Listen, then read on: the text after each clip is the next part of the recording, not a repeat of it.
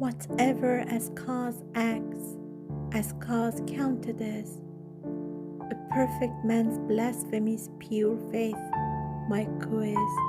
Rash combatant, fights thou on foot against horsemen, thy point thou'lt not carry, as sure as thou'rt man. So Egypt's magicians in old Pharaoh's days contended against Moses in rashly old ways. At length they owned Moses superior was. Men honor, revere him who most of power has. They said to him then, commands thine, see purely, thy rod cast down first, this thy wishes surely. He answered, nay, nay, first cast ye down your wands, produce to our sight the tricks you've in your hands. The honor thus paid was a slur on their faith, removing contention from out of their path. When they had perceived what was thus due to him, they error acknowledged, though somehow too dim. The perfect man is free both to eat and to speak. If thou'rt imperfect, eat, speak not in freak. Thou art but an ear, he is a tongue, not like thee. To ear was addressed God's word, silent be. A newly born infant, still sucking the breast, is speechless some while, he's all ear at the best. His lips to keep closed he has for a set time, to speak till he learns words to frame and to chime. If ear he lend not, he not learn common sense, becomes laughing stock, folly shows most immense. If hearing he have not, deaf being a truth, he mute must remain, no tongue has he to boot. Since then we must listen before we can speak, lend ear to thy teachers to guide thee who seek. A room should be entered as rule through its door. Effects ever seek where thou seest their causes poor. The speech that has need to be heard by no ear, the voice is of God, it's to us ever near. Inventor is he, from no one has he learned. Of all he's the stay, not a prop does he want. All others require, as in speech, so in deed, from others instruction, they all patterns need. If thou art not negligent, here's what's been said, adopt dervish frock, go and weep in homestead.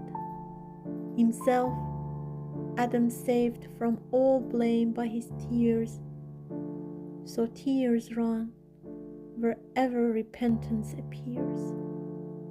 To weep, Adam came down to this nether world, to sigh, moan and groan, far from sweet Eden hurled, from paradise shut out, from heaven driven down, like schoolboy in fool's cap, his great sin to drown.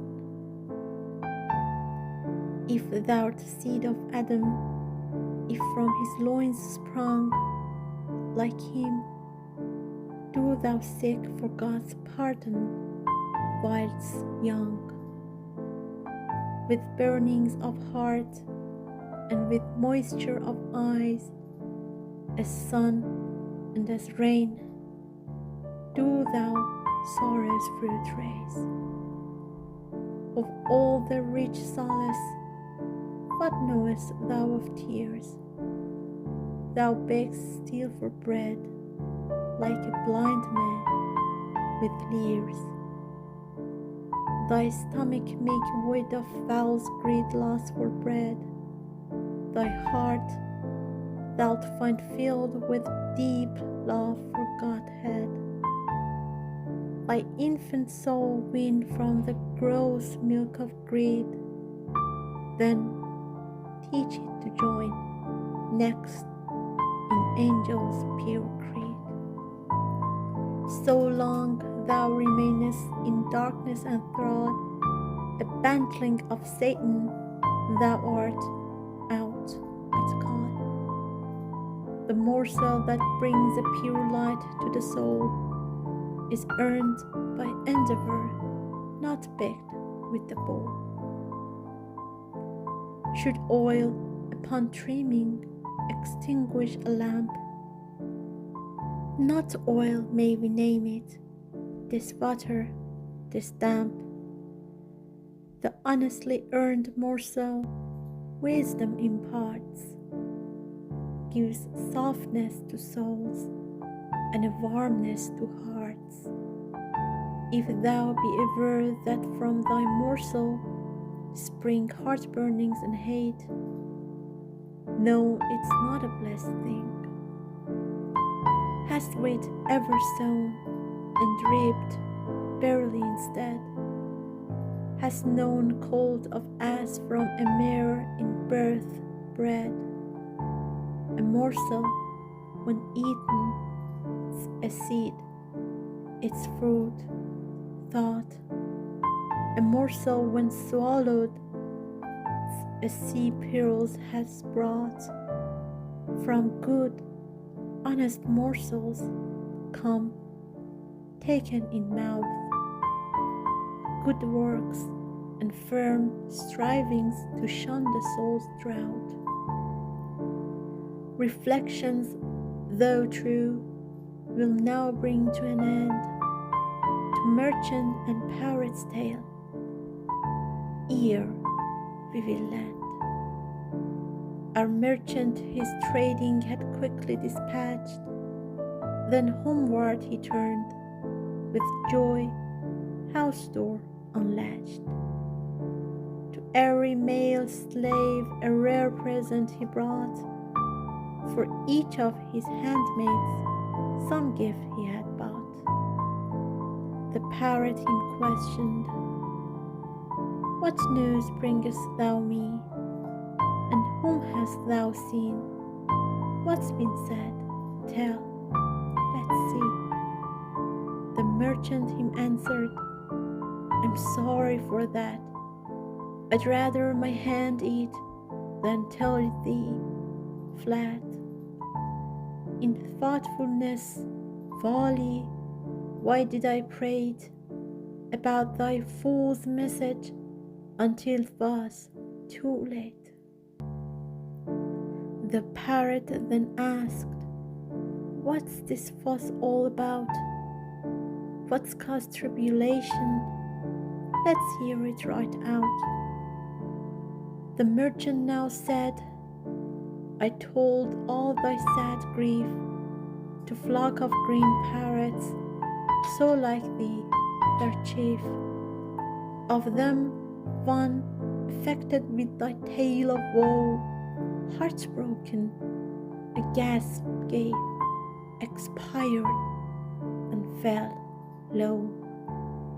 A conscious shrug was for the words I had said, but what is the use? A word breathed can't be stayed.